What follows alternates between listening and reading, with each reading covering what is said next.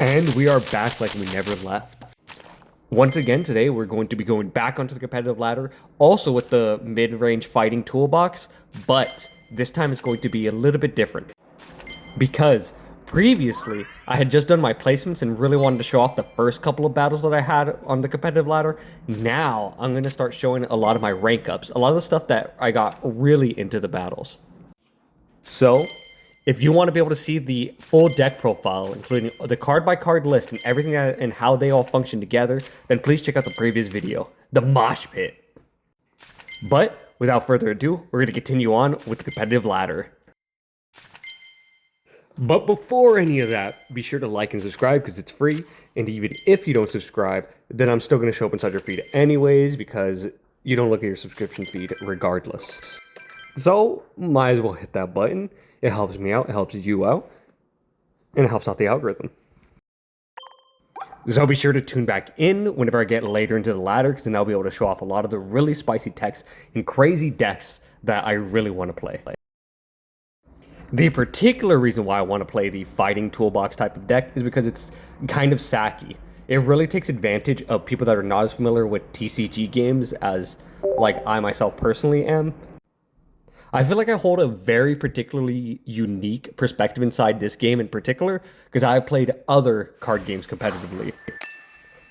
I don't mean that I have played on the ladder of those card games a whole lot. I mean, I've literally participated inside community-run tournaments. I have done all sorts of tops and things. And what I've noticed is that there's a lot of fundamentals that people on this ladder seem to not know about card gaming in general. So I really wanted to be able to take advantage of that and speed my way as high to the top before I had to start actually playing around the meta and things that would be threatening my decks. But right here, turn 0, Mankey on the first, because I'm going first. So that means that as long as I have the PRIMAPE, then I'm able to start swinging for 50. I'm able to really lay on that pressure, because whenever they get a chance to attack, I get a chance to attack twice as hard. Like 2.5 times as hard. They started out with the Darkrai EX. That's whatever. He does 20 damage whenever you attach an energy, which he's going to try and pop off on the Mankey. 20 damage is nothing. This doesn't count as an attack like something like the little Magnemite. So whenever they take that opportunity to deal a little bit of damage, they're going to Leaf to try and get out of there. They absolutely understand what kind of threat that they're under whenever I have all of these on board. They immediately have decided to switch out. The problem is that I top decked Sabrina. Before they could know what threat is actually going to be coming at them, they have to make this decision now. They don't know if I have Lucario, they don't know if I have PRIMAPE. They do not know how much damage I could really put out on board, and that is because of sequencing. This is where the competitive scene, the competitive mindset really comes out. Because if I was too excited and I started evolving all of my Pokemon, getting them ready to strike, then Sabrina, he has a chance to be able to start making much more informed decisions. He could say, okay, I'll just sack the Magnemite because I'll get another one and I'll start stacking Darkrai. Or maybe Darkrai has too much energy. And with that energy, they don't want to go into a deficit because they lose it. But since I sequenced it in this way, it put them to a disadvantageous position. And they made what is, in my opinion, a mistake. They're really trying to get me to attack into this Druddigon because he's going to counterattack me, start doing 20 additional damage on top of the Darkrai every turn, getting the energy on there, because they are trying to be aggressive. But as you can see here, my PRIMAPE's punch does 70. So even with that 20 back at me, I'm going to be swinging for huge amounts. They're going to try to replenish their hand. They think that they're really doing something, but I already have energy attached on Marshadow. The previous turn, I put 1 energy on him. He requires 2 to really swing for those huge damage numbers and close the gap. But the real issue is that if I attack into this PRIMAPE, if my PRIMAPE attacks into this Druddigon, then Marshadow will not be online because he must deal damage after my opponent has dealt damage to me. And that damage only counts if it's a direct attack. So, something like this Darkrai will not trigger the Marshadow. And at this point, I have to make the decision. Do I still want to start swinging with Marshadow? Or do I want to try and set up a little bit, take a couple turns, maybe sack my Lucario, see what they're going to do? But I made the conscious decision that in a few turns ahead, this Marshadow is going to go crazy. Because he's able to take on the Dredagon. He's able to try and like do some lethal. Because he's going to swing for 60 every turn. 40 with his base damage, and then 20 with the Lucario. Unfortunately for them, this is a mosh pit. So I top deck the Sudowoodo, who loves all of the smoke.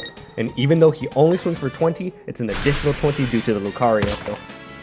All of that damage is well over enough to get into Dredagon, and in order to save my Marshadow. I do not care what happens to this Sudowoodo. He is an obstacle for my opponent now. I've said this before, and I'll say it again. He's 2 more additional copies of this Primeape, because this Primeape in my hand is kind of bricking me up. But Sudowoodo is rock. He is the brick. He's going to start swinging in for huge damage. Even if the Pokemon is not EX, he'll still be doing 40 damage every swing, because he's Sudowoodo, and I've got fucking Lucario. As you can see, they're already in the mosh pit. This Magnezone thinks he's doing something because he's got 3 turns to be able to actually start dealing 110. But he doesn't know that he just turned on Marshadow. Marshadow was already set up and he's ready to start swinging. Ugh, look at that. Look at those fists. That effect is so fucking cool. I love the effects for the rarities that you get for collecting a bunch of these Pokemon. They understood. They saw the Marshadow was about to swing for 120 base power, 140 with the Lucario on board. It was a OTK right then and there. God, that's just such a beautiful little match. Look at these fighting types. They're so fucking cool. I love this. Of course, we're going up in the ranks, and that one was one of the better matches. It showed how aggressive this deck could really be. He was getting hyper aggressive on me, doing huge swaths of damage, but I was just able to do a little bit more. My fighting types were just able to rush him down a little bit better than he was able to rush me down. And this right here is my actual rank up. This is the match that made my blood really pump, because I was really excited about this one. There was a lot of decisions to be made, and I was highly excited to show this one off. Here we go, turn 0. It's turn 0, and I kind of already have the setup. Since it says that I'm going to be going first, I want to put the Mankey up, because if I draw into that Primeape, then he's able to start swinging for 50 on the first turn I'm allowed to swing, and or if I draw into Lucario, then he can start swinging for 40. Both are pretty advantageous. Professor Oak to replenish my hand, and even whenever I do that, I find the Lucario and I find a secondary Mankey. This is important sequencing because any of my basics I want out of my deck. I do not want to draw into them.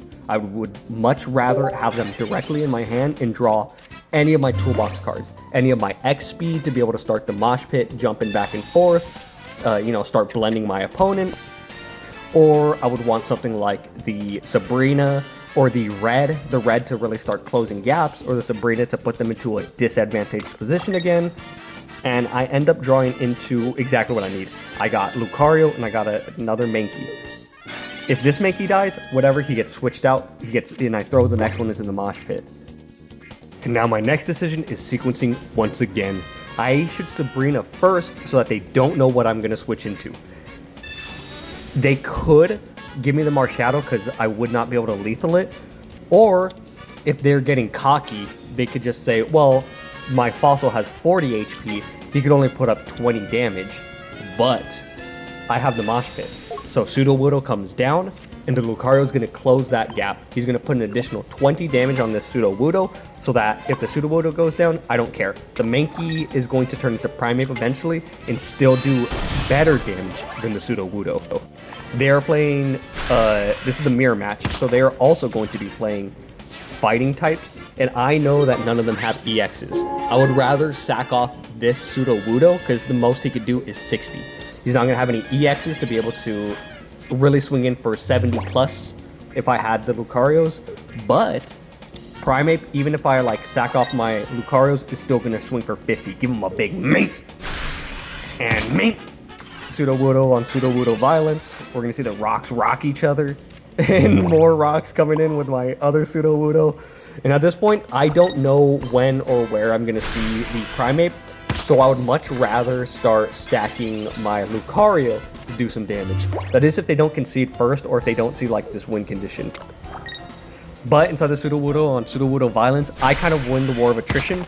They're only putting up 20 until they could find some way to augment that, which there is ways. There's like Boss's Orders, I mean Giovanni, there's like all kinds of different cards that could start closing the gap. They just haven't found it yet. And since I don't feel threatened at all, I'm still winning this war of attrition. I'm able to kill him right here, right now, doing 40. I'm gonna start stacking I'm getting a little bit cocky. I'll stack the Mankey. I want the Primeape. I really want to ape out. I want to ape out and be able to swing for 70 every turn off of 1 energy. Oh no, they got Rampardos. If only he had some way to augment that damage to actually, you know, kill me. And they even took the opportunity to switch in. I don't know if they looked at the prize card pool because I already have 2. So even if they, like, took out one of my Mons, it's kind of implied that this Marshadow won't do anything because my monsters are only worth 1. Oh shit, this is what a fucking top deck. Oh my god.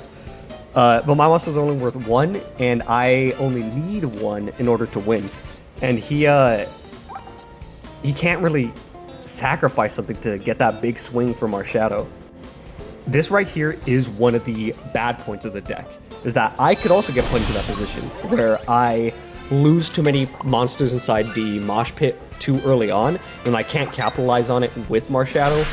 But since I just did sequencing better, I got them caught out a little bit better, I was able to, they didn't really play around any of my trainer cards. I get the advantage here, and I'm going to run away with the win. Okay, send out the Rampardos. You still need 2 prize cards. That means you gotta get through at least 2 turns, both of them lethaling a monster. I'm sorry, I just don't see it happening. Lucario does this just on his own. Poor Mankey. SMH my head. And I even had enough time to put up the Marshadow, get him set up. And here's where we swing for the highest Marshadows you could ever see. I got the Primeape, which is cool. I don't know why I decided to Sudowoodo. Probably just to BM a little bit and show them that my Sudowoodo's too powerful. Revenge. Big swing, 140. Big mink. And that's how you run away with the win. Inside the mirror match, which I've done on so many other of the events, this deck has performed so good. Marshadow closed the gap so beautifully, especially with Lucario on board.